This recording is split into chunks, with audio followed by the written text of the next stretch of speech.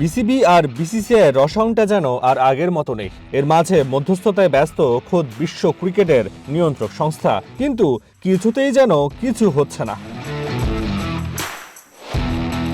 বাংলাদেশ চায় টি-20 বিশ্বকাপের ভেন্যু বদল, আর আইসিসি বলছে এই মুহূর্তে তা সম্ভব না।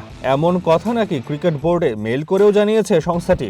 গণমাধ্যমে খবর আসে হয় খেলতে হবে ভারতে, নয়তো পয়েন্ট হারাবে টাইগাররা। কিন্তু পরবর্তীতে বিসিবি সভাপতি আইসিসির চাপিয়ে দেওয়ার তথ্যটি সঠিক নয় বলে জানায়। তবে তাতেও যেন রাজি করানো যাচ্ছে না বাংলাদেশ ক্রিকেট বোর্ডকে। এমনকি সরকারও চাইছে না এই মুহূর্তে ভারত সফরে যাক লিটন দাসরা।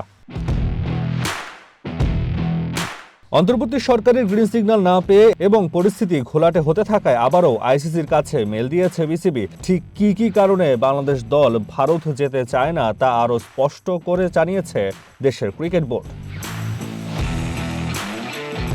তবে খবরটি প্রকাশ পায়নি দেশের কোনো মিডিয়ায়। ভারতীয় বার্তা সংস্থা পিটিআইতে নাম প্রকাশ না করা বোর্ডের এক কর্তা এ ব্যাপারে নিশ্চিত করেছে, জানান নিরাপত্তায় কোন কোন জায়গা নিয়ে উদ্বেগ। আইসিসি যা জানতে চেয়েছিল বিসিবি সেগুলো উল্লেখ করেছে, তবে চিঠির সুনির্দিষ্ট বিষয়বস্তু জানাতে পারেননি তিনি। এ ব্যাপারে স্পষ্ট কোনো বার্তা নেই। এদিকে বিশ্বকাপের সময়ও কাছাকাছি, বিসিবির সিদ্ধান্ত কি আসবে তাও অজানা।